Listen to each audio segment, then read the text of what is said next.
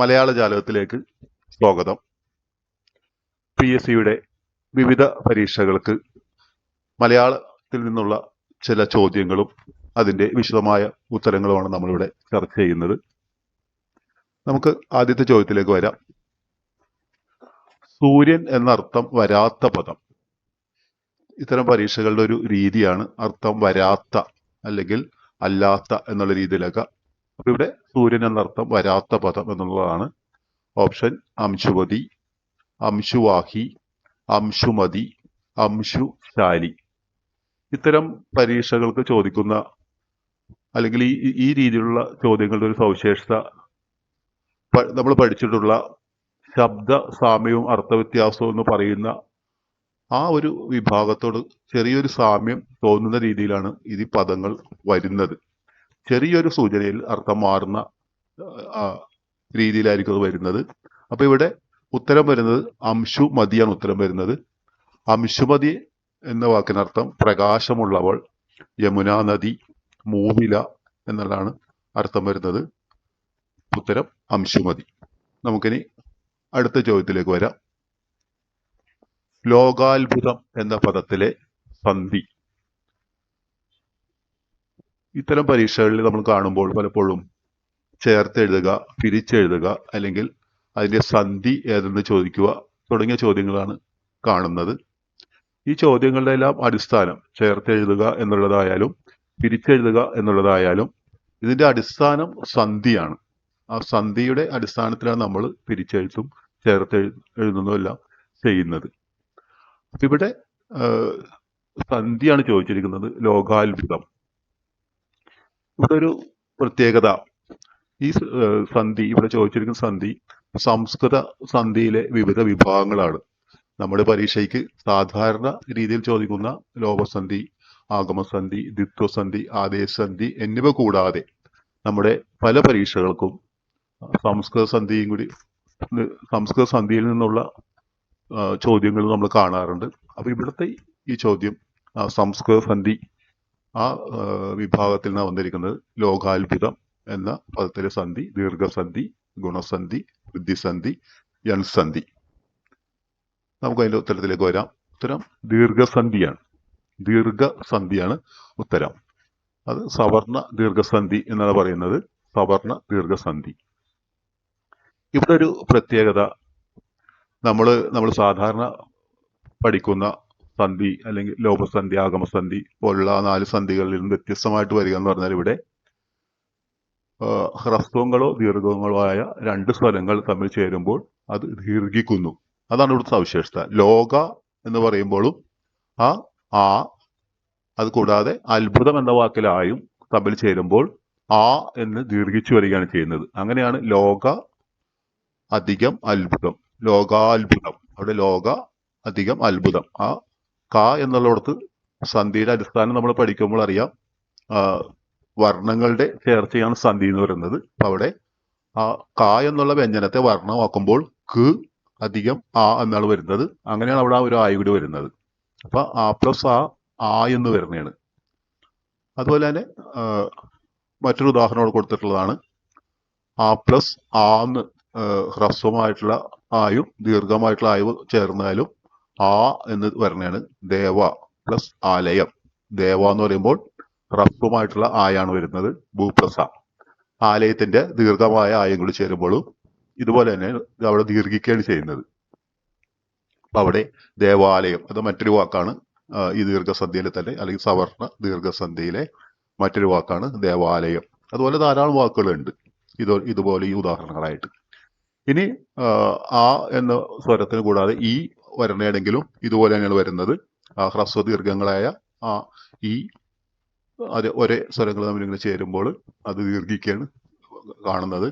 ഹരി എന്ന് പറയുമ്പോൾ അവിടെ ഒരു ഉണ്ട്, ഒരു പ്ലസ് പിന്നെ ഇന്ദ്രൻ എന്നുള്ളിടത്തൊരു ഉണ്ട്. അപ്പോൾ ഹരി അധികം ഇന്ദ്രൻ എന്ന് വരുമ്പോൾ ഹരീന്ദ്രൻ. നേരത്തെ നമ്മൾ മേലെ കണ്ട പോലെ തന്നെ ദീർഘിക്കുകയാണ് ചെയ്യുന്നത്. അവിടെ ആ സ്വരം ദീർഘിക്കുകയാണ് ചെയ്യുന്നത്. അപ്പൊ അതും ദീർഘസന്ധിക്ക് ഉദാഹരണമാണ്. മറ്റൊന്നാണ് ഗുരു.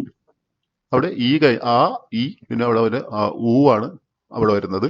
വരണയാണെങ്കിലും ഹ്രസ്വമോ ദീർഘമായ തമ്മിൽ ചേരുമ്പോഴും ഇതുപോലെ തന്നെയാണ് വരുന്നത്. അപ്പൊ അവിടെ ഗുരു എന്ന് പറയുമ്പോൾ അവിടെ ഊവിലാണ് ആദ്യത്തെ പദം അവസാനിക്കുന്നത്. പിന്നീട് ഉപദേശം. അപ്പൊ രണ്ട് ഊ വരുമ്പോഴേക്കും ഊ എന്ന് പറഞ്ഞാണ്. അപ്പൊ അങ്ങനെ ഗുരു അധികം ഉപദേശം, ഗുരുപദേശം എന്ന് പറഞ്ഞാണ്. ഇനി ഓപ്ഷനിൽ ഉണ്ടായിരുന്ന മറ്റൊരു സന്ധിയായിരുന്നു ഗുണസന്ധി. അപ്പൊ നമുക്കവിടെ സവർണ ദീർഘസന്ധിയാണ് നമ്മുടെ ഉത്തരം വന്നത്. ഇനി ഗുണസന്ധി എന്താണെന്നുള്ളതാണ്. ഗുണസന്ധിയുടെ സവിശേഷത ആ പ്ലസ് ഇ ചേരുമ്പോൾ എ എന്നായിട്ട് മാറും. നമ്മൾ നേരത്തെ പറഞ്ഞു ആയും കൂടി ചേരുമ്പോൾ ദീർഘിക്കുന്നു എന്ന് പറഞ്ഞ പോലെ ഇവിടെ ആ അധികം ഇ, ആയും ഇയും കൂടി ചേരുകയാണെങ്കിൽ അത് എ എന്നായിട്ട് മാറുകയാണ്. ഇവിടെ നമുക്ക് നോക്കിയാൽ മനസ്സിലാവും. നമ്മുടെ സാധാരണ പഠിക്കുന്ന 4 സന്ധികളിൽ ആദേശസന്ധിയിൽ ഒരു വർണ്ണം പോയി തൽസ്ഥാനത്ത് മറ്റൊന്ന് വരികയാണ് ചെയ്യുന്നത്. ഇവിടെ 2 വർണ്ണം പോയിട്ട് മറ്റൊന്ന് വരികയാണ് ചെയ്യുന്നത്. അതാണ് ആദേശസന്ധിയായിട്ടുള്ളൊരു വ്യത്യാസം നമുക്ക് സംസ്കൃത സന്ധിയിൽ കാണാൻ പറ്റുന്നത്. അപ്പോൾ ആ പ്ലസ് ഇ എന്നുള്ള എ ആയിട്ട് മാറുകയാണ്. നര പ്ലസ് ഇന്ദ്രൻ. നര എന്ന് പറയുമ്പോൾ അവിടെ ആ ഉണ്ട്, ഇന്ദ്രന്റെ ഇ ഉണ്ട്. രണ്ടും കൂടി ചേരുമ്പോൾ ആയും ഇയും മാറിക്കൊണ്ട് അവിടെ എ ദീർഘിച്ച് വരുന്നതാണ്. അപ്പൊ നര പ്ലസ് ഇന്ദ്രൻ, നരേന്ദ്രൻ. ദേവ പ്ലസ് ഇന്ദ്രൻ, ദേവേന്ദ്രൻ. ആ രീതിയിലൊക്കെ വരുന്നതാണ് അത്. അതുപോലെ തന്നെ ആ പ്ലസ് ഉ, ആയ അധികം ഊ വരണമെങ്കിൽ ഓ എന്നായിട്ട് മാറുകയാണ്. ആ പ്ലസ് ഇ നമുക്കൊരു ഫോർമുല പോലെ പഠിക്കാവുന്നതാണ്. ആ പ്ലസ് ഇ ആണെങ്കിൽ എ ആയിട്ട് മാറും. ആ പ്ലസ് ഉ ആണെങ്കിൽ ഓ ആയിട്ട് മാറുകയാണ്. ഓണ പ്ലസ് ഉത്സവം. ഓണ എന്ന് പറയുമ്പോൾ അവിടെ ഒരു ആയുണ്ട്, ഉത്സവത്തിൽ ഊ ഉണ്ട്.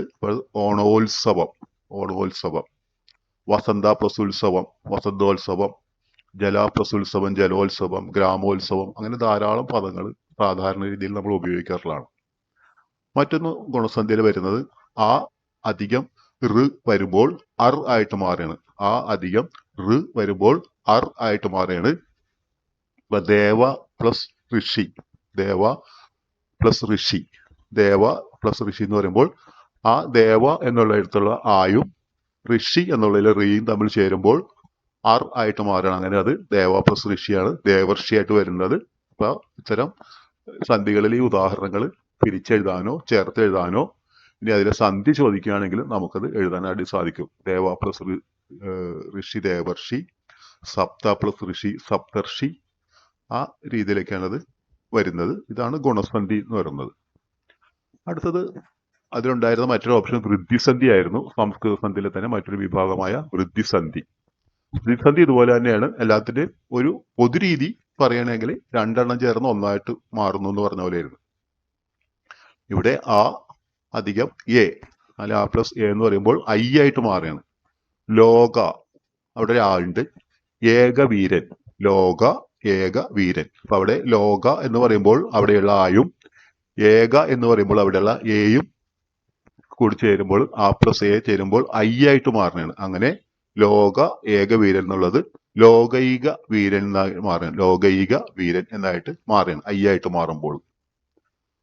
അതുപോലെ തന്നെ ആ എന്നുള്ളതും ഐ തമ്മിൽ ചേരുകയാണെങ്കിൽ ആ ദീർഘമുള്ള ആയും ഐയും തമ്മിൽ ചേരുകയാണെങ്കിൽ ഐ ആയിട്ട് മാറുകയാണ്. അവിടെ ഐ ആയിട്ട് തന്നെ മാറുകയാണത്. അപ്പൊ അവിടെ സീത അധികം ഐശ്വര്യം, സീതൈശ്വര്യം. സീത ആ വരുന്നുണ്ട്, ഐശ്വര്യത്തിന്റെ ഐ വരുന്നുണ്ട്. അപ്പൊ അങ്ങനെ സീതാഐശ്വര്യം എന്ന് വരുന്നത്. ആ പ്ലസ് ഓ വരുമ്പോൾ ഔവായിട്ട് മാറുകയാണത്. ആ പ്ലസ് ഓ വരുമ്പോൾ അത് ഔവായിട്ട് മാറുകയാണ്.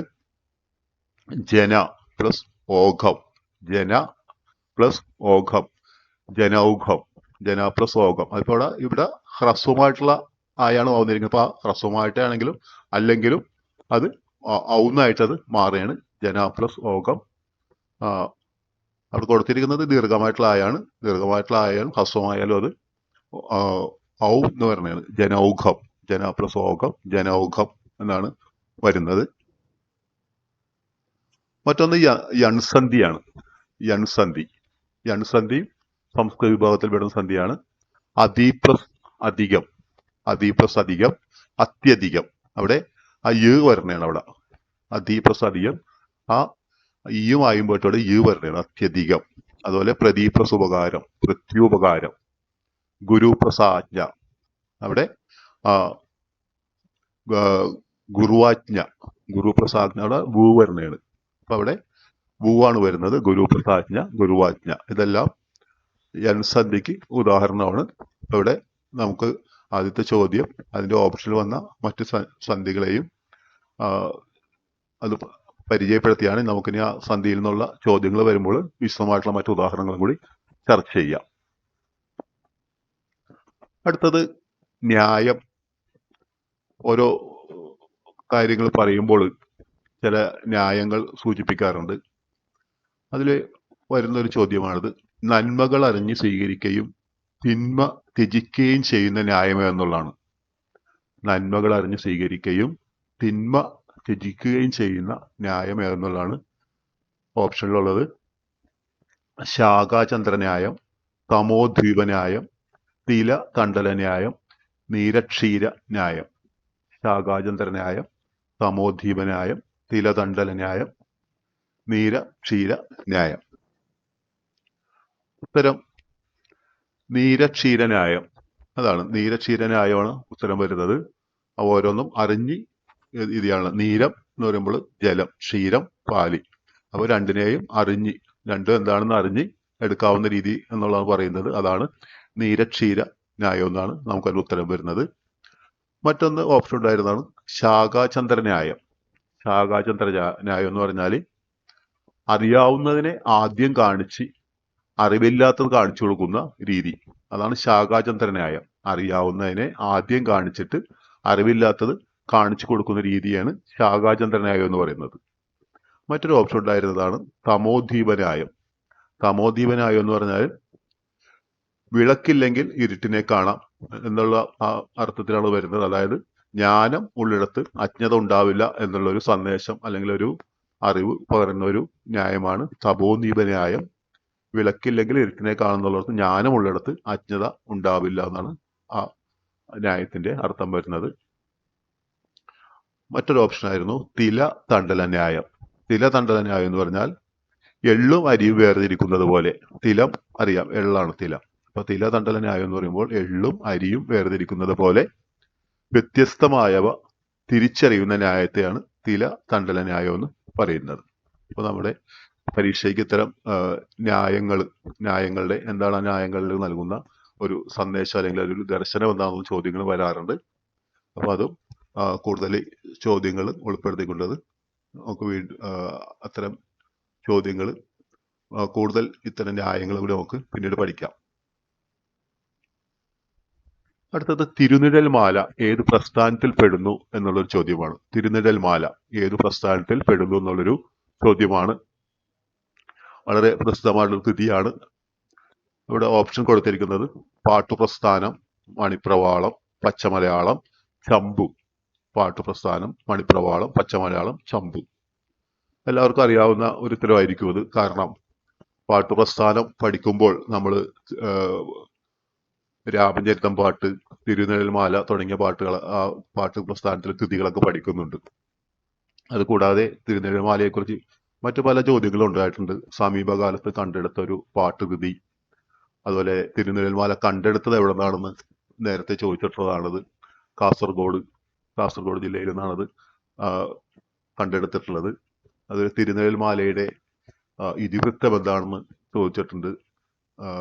ആറന്മുളയിലെ ആറന്മുള ഭഗവാനെ പ്രകീർത്തിക്കുന്ന ഒരു പാട്ടുകൃതി അതാണ്. ആറന്മുള ഭഗവാനെ പ്രകീർത്തിക്കുന്ന, തിരുവാറന്മുളയപ്പനെ പ്രകീർത്തിക്കുന്ന ഒരു പാട്ടുകൃതി എന്നാണ് തിരുനിഴൽമാലയെ കുറിച്ച് വരുന്നത്. അപ്പൊ അത് പാട്ടു പ്രസ്ഥാനത്തിലെ കൃതിയാണ് തിരുനിഴൽമാല എന്നുള്ളത് വരുന്നത്. അടുത്ത ചോദ്യം, കുമാരനാശാന്റെ നിശിത വിമർശനത്തിന് വിധേയമായ വള്ളത്തോൾ കൃതി എന്നുള്ളതാണ്. നമ്മൾ ആധുനിക കവിത്രയം പഠിക്കുമ്പോൾ പ്രധാനമായി പഠിക്കുന്നുണ്ട് മഹാകാവ്യം രചിക്കാത്ത മഹാകവി എന്നാണ് പറയുന്നത്. കുമാരനാശാൻ മഹാകാവ്യങ്ങളെ അല്ലെങ്കിൽ ഇത്തരം വലിയ കാവ്യങ്ങളൊക്കെ അദ്ദേഹം അതിന്റെ കൃത്രിമത്വം സൂചിപ്പിച്ചുകൊണ്ട് നിശ്ചിതമായിട്ട് വിമർശിച്ചിട്ടുള്ളതാണ്. അപ്പൊ അതിൽ വള്ളത്തോളിന്റെ ഏത് കൃതിയാണ് ആശാൻ വിമർശിച്ചിട്ടുള്ളത് എന്നുള്ളതാണ് ഇവിടെ ചോദ്യം. ഓപ്ഷനിലുള്ളത് കൊച്ചു സീതയുണ്ട്, മഗ്ദലന മറിയമുണ്ട്, ചിത്രയോഗമുണ്ട്, ബദിരവിലാപമുണ്ട്. അപ്പൊ അതിൽ ഉത്തരം വരുന്നത് ചിത്രയോഗമാണ്. കുമാരനാശാന്റെ നിശ്ചിത വിമർശനത്തിന് വിധേയമായ വള്ളത്തോൾ കൃതി ചിത്രയോഗമാണ്. ചിത്രയോഗം എന്ന് പറയുമ്പോൾ മറ്റ് ചില പ്രത്യേകതകളും കൂടി അതിനുണ്ട്. അതായത് വള്ളത്തോൾ രചിച്ച മഹാകാവ്യമാണ് ചിത്രയോഗം എന്ന് പറയുന്നത്. ചിത്രയോഗം വള്ളത്തോൾ രചിച്ച മഹാകാവ്യമാണ്.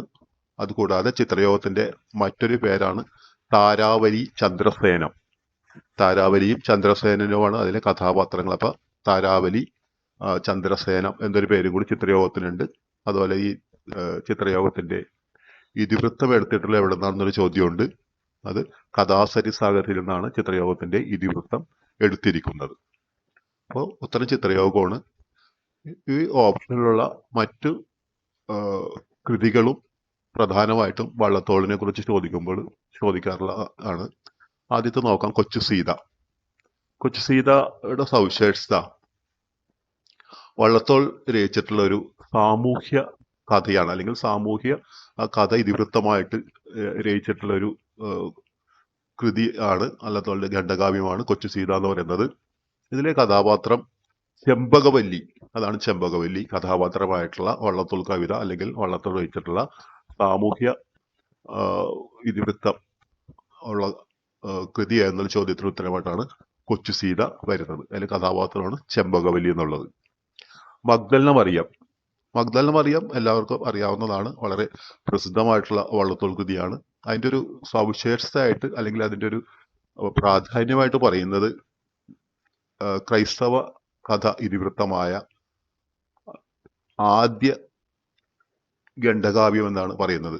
മലയാളത്തിൽ ക്രൈസ്തവ കഥ ഇതിവൃത്തമായിട്ട് ആദ്യമായിട്ടൊരു ഖണ്ഡകാവ്യം രചിച്ചത് വള്ളത്തോളാണ്. അപ്പോൾ മഗ്ദലന മറിയത്തിന്റെ പ്രത്യേകത അതാണ്.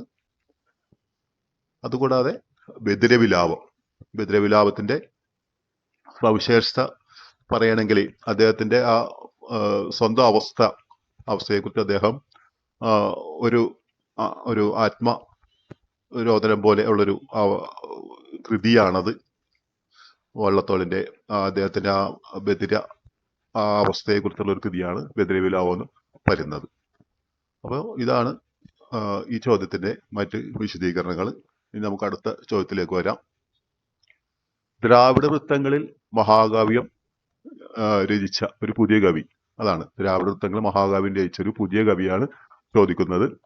ദ്രാവിഡ വൃത്തങ്ങളിൽ മഹാകാവ്യം രചിച്ച ഒരു പുതിയ കവി KC കേശവപിള്ള, പുത്തൻകാവ് മാത്തൻ തരകൻ, വടക്കുംകൂർ രാജരാജവർമ്മ, പാല നാരായണൻ നായർ. ദ്രാവിഡ വൃത്തങ്ങളിൽ മഹാകാവ്യം രചിച്ച പുതിയ കാലത്തെ കവിയാണെന്നാണ് ചോദിക്കുന്നത്. KC കേശവപിള്ള, പുത്തൻകാവ് മാത്തൻ തരകൻ, വടക്കുംകൂർ രാജരാജവർമ്മ, പാല നാരായണൻ നായർ. അപ്പൊ ഇതിന്റെ ഉത്തരം വരുന്നത് പുത്തൻകാവ് മാത്തൻ തരകനാണ് ഉത്തരം വരുന്നത്. അദ്ദേഹത്തിന്റെ വിശ്വദീപം, യേശു ക്രിസ്തുവിനെ കുറിച്ചുള്ളൊരു മഹാകാവ്യമാണ് വിശ്വദീപം. അപ്പൊ അത് പുത്തൻകാവ് മാത്തൻ തരകന്റെയാണ് വിശ്വദീപം. മറ്റു ഓപ്ഷനുകൾ ഉണ്ടായിരുന്നത് KC കേശവപിള്ള. KC കേശവപിള്ളയുടെയും നമുക്ക് മഹാകാവ്യ പ്രസ്ഥാനമായിട്ട് പഠിക്കാനുള്ളൊരു കൃതിയാണ് കേശവീയം. KC കേശവപിള്ള രചിച്ച കേശവീയം. കേശവീയത്തിന്റെ സവിശേഷത മലയാളത്തിലെ ഏറ്റവും ചെറിയ മഹാകാവ്യം എന്നാണ് പറയുന്നത്. മലയാളത്തിലെ ഏറ്റവും ചെറിയ മഹാകാവ്യം കേശവീയം, അത് KC കേശവപിള്ള രചിച്ചതാണ്. മറ്റൊരു വരുന്നതാണ് വടക്കുംകൂർ രാജരാജവർമ്മ. അദ്ദേഹത്തിന്റെ കൃതിയാണ് ഉത്തരഭാരതം. ഉത്തരഭാരതത്തിന്റെ പ്രത്യേകതയാണ് വലിയ മഹാകാവ്യം. മലയാളത്തിലെ ഏറ്റവും വലിയ മഹാകാവ്യം എന്നറിയപ്പെടുന്നതാണ് ഉത്തരഭാരതം. അത് വടക്കുംകൂർ രാജരാജവർമ്മയുടെയാണ്. പിന്നെ ഓപ്ഷൻ ഉണ്ടായിരുന്നത് പാല എന്നറിയപ്പെടുന്ന പാല നാരായണൻ നായർ. അത് ഗാന്ധിഭാരതം. ഗാന്ധിഭാരതം എന്ന മഹാകാവ്യം രചിച്ച ആരെന്നൊരു ചോദ്യമുണ്ട്. അത് പാല നാരായണൻ നായരാണ് ഗാന്ധിഭാരതം രചിച്ചത്. ഇനി അടുത്ത ചോദ്യത്തിലേക്ക് വരാം. വ്യത്യസ്തമായ സന്ധി കണ്ടെത്തുക എന്നുള്ളതാണ്. വ്യത്യസ്തമായ സന്ധി കണ്ടെത്തുക. ആന അധികം ഭ്രാന്ത്, പാതി അധികം ഫലം, വെള്ള അധികം കുതിര, വെള്ള അധികം ഇല. ഇവിടെ ആന അധികം ഭ്രാന്ത്, പാതി അധികം ഫലം, വെള്ള അധികം കുതിര, വെള്ള അധികം ഇല. ഇവിടെ വരുന്നത്, ഇതിൽ കൊടുത്തിരിക്കുന്നതിൽ 3 എണ്ണം ഒരു സന്ധി തന്നെയായിരിക്കും, ഏതെങ്കിലും ഒരു സന്ധി ആയിരിക്കും. ഒരെണ്ണം മാത്രം വ്യത്യസ്തമായിട്ട് വരുന്നതാണ്. അപ്പൊ ഇവിടെ നമുക്ക് അതിന്റെ ഉത്തരത്തിലേക്ക് വരാം. ഉത്തരം വരുന്നത് വെള്ള അധികം ഇല വെള്ളില എന്നുള്ളതാണ് ഉത്തരം വരുന്നത്. വെള്ള അധികം ഇല വെള്ളില എന്നുള്ള വരുമ്പോൾ അവിടെ അത് ലോപസന്ധിക്ക് ഉദാഹരണമായിട്ടാണ് വരുന്നത്. വെള്ള അധികം ഇല വെള്ളില. അപ്പൊ അവിടെ ലോപസന്ധിക്ക് ഉദാഹരണമാണ് വെള്ളില വരുന്നത്. ആനഭ്രാന്ത്. ആനഭ്രാന്ത് എന്നുള്ളത് ആന അധികം ഭ്രാന്ത് എന്നുള്ളത് പിരിച്ചു കഴിയുമ്പോൾ അവിടെ ബ എന്നുള്ളതും കൂടി ചേർന്നാണ് വരുന്നത്. അത് ദ്വിത്വസന്ധിയിലാണ് വരുന്നത്. അപ്പൊ അവിടെ സവിശേഷത ദ്വിത്വസന്ധിയിൽ ഇവിടെ വരുന്ന ഒരു പ്രത്യേകത എന്ന് പറഞ്ഞാൽ അത് സാധാരണഗതിയിൽ ദ്വിത്വസന്ധിയിൽ ഏത് വർണ്ണമാണോ ഇരട്ടിക്കുന്നത് ആ വർണ്ണം തന്നെയാണ് സാധാരണ ഇരട്ടിക്കുന്നത്. പക്ഷെ ഇവിടെ അതിന്റെ തന്നെ ആ വർണ്ണത്തിന്റെ തന്നെ ആ വ്യഞ്ജനത്തിന്റെ തന്നെ അതിൽപ്പെട്ടിട്ടുള്ള മറ്റൊരു വ്യഞ്ജനം തന്നെ ആണത് വരുന്നത്. ആ വർഗാക്ഷരത്തിൽ വരുന്ന ഏതെങ്കിലും ആ വിഭാഗത്തിൽ വരുന്ന മറ്റൊരു വ്യഞ്ജനം അവിടെ കടന്നു വരികയാണ് ചെയ്യുന്നത്. അപ്പൊ അതാണ് ആന ഭ്രാന്ത് എന്ന് പറയുമ്പോൾ അവിടെ അത് ദ്വിത്വസന്ധിയാണ് വരുന്നത്. പാതി ഫലം എന്നുള്ളിടത്തും അതുപോലെ തന്നെ അതും ദ്വിത്വസന്ധിയാണ്. അവിടെ ആ ഭ എന്നതിന് പകരം പായാണ് അവിടെ വരുന്നത്. അപ്പൊ അവിടെ അതിന്റെ വർഗാക്ഷരം ഒന്നവിടെ ഇരട്ടിക്കുകയാണ് ചെയ്യുന്നത്. മറ്റൊന്ന് വെള്ള കുതിര. ഇത് സാധാരണഗതിയിൽ നമ്മൾ കാണുന്ന ദ്വിത്വസന്ധി തന്നെയാണ്.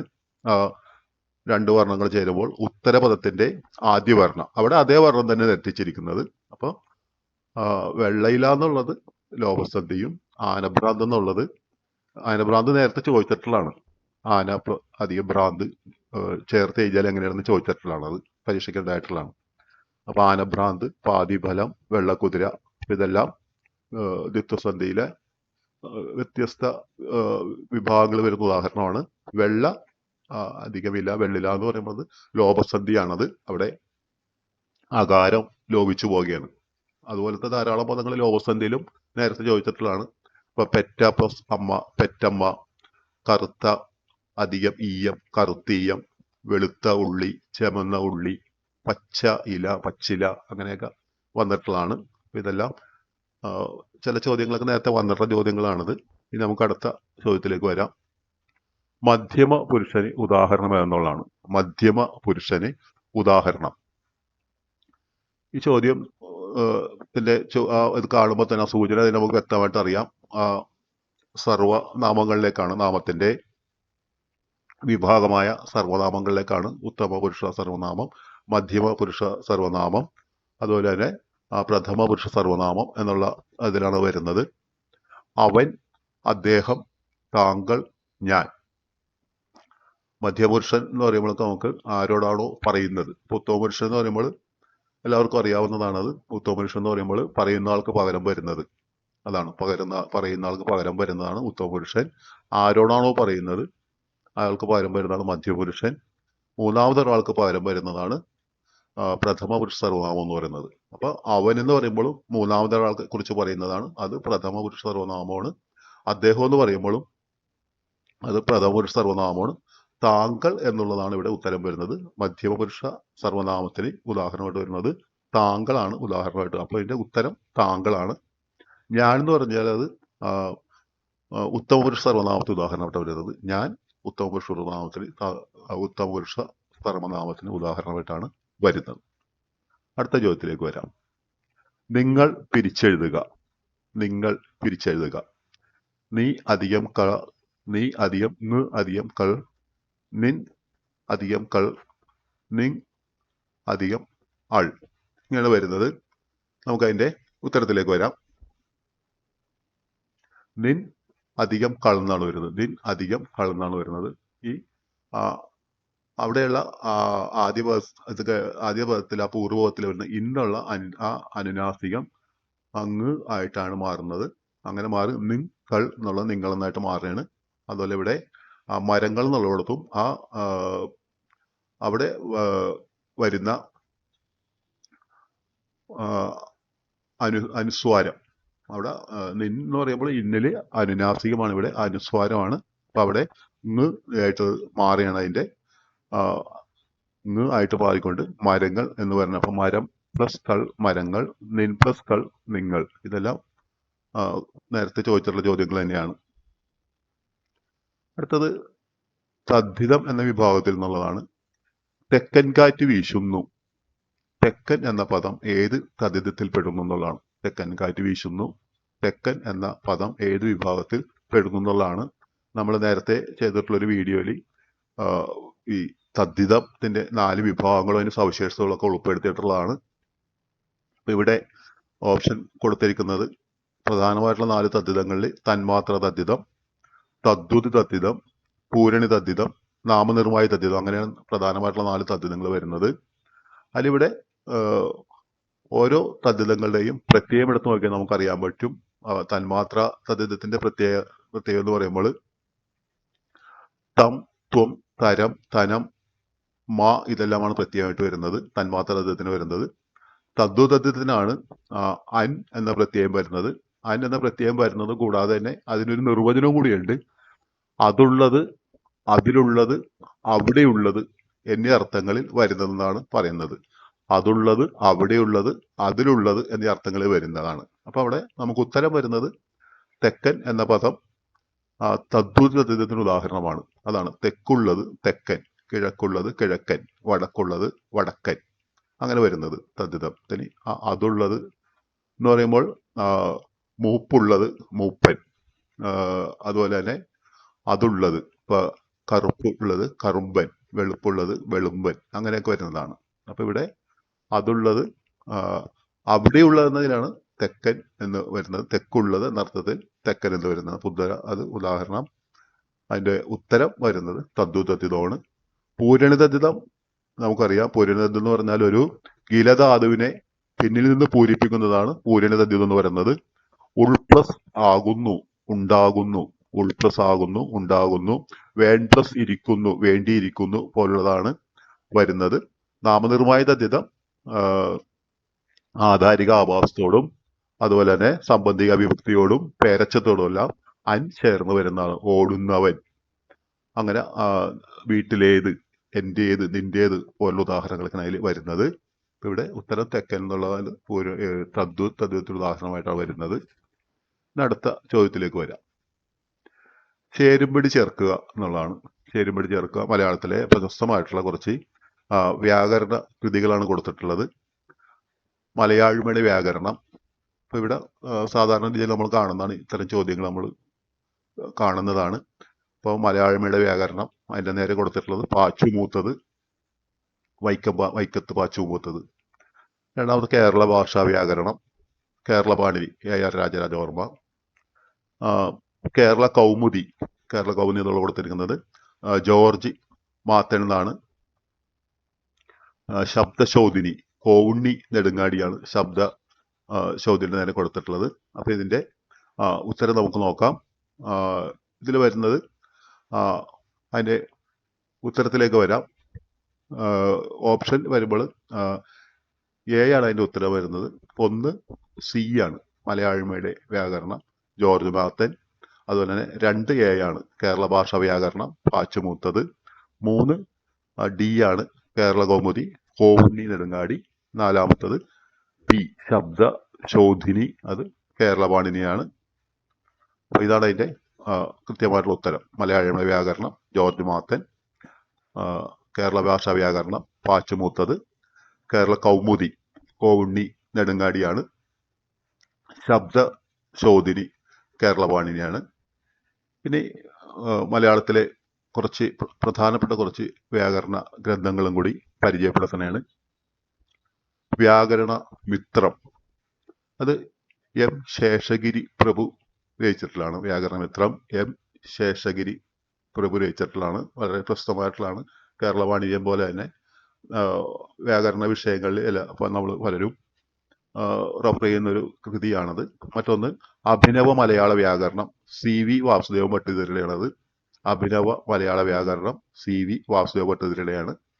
മറ്റൊരു കൃതിയാണ് മലയാള ഭാഷാ വ്യാകരണം ഹെർമൻ ഗുഡ്ഡട്ടിന്റെയാണ്. മലയാള ഭാഷാ വ്യാകരണം ഹെർമൻ ഗുഡ്ഡട്ടിന്റെയാണ്. ഭാഷാ പരിചയം കുട്ടിക്കൃഷ്ണമാരാരുടെയാണ്. ഭാഷാ പരിചയം കുട്ടിക്കൃഷ്ണമാരാരുടെയാണ്. കേരള ഭാഷാ വിജ്ഞാനീയം, അത് ഡോക്ടർ K ഗോദവർമ്മയുടെയാണ്. കേരള ഭാഷാ വിജ്ഞാനീയം K ഗോദവർമ്മയുടെയാണ്. ദ്രാവിഡ ഭാഷാ വ്യാകരണം കാൽഡലിന്റെയാണ്. Doctor Robert കാൽഡൽ. നമുക്കറിയാം ദ്രാവിഡ ഭാഷ അല്ലെങ്കിൽ ദക്ഷിണേന്ത്യൻ ഭാഷകൾക്ക് ദ്രാവിഡം എന്ന പേര് കൊടുത്ത അല്ലെങ്കിൽ ദ്രാവിഡ ഭാഷയെക്കുറിച്ച് വളരെ വിശദമായിട്ട് പഠിച്ചിട്ടുള്ള ഒരു വ്യക്തിയാണ് കാൽഡൽ. അപ്പൊ ഇത്തരം ചോദ്യങ്ങളാണ് നമുക്ക് ഇന്നത്തെ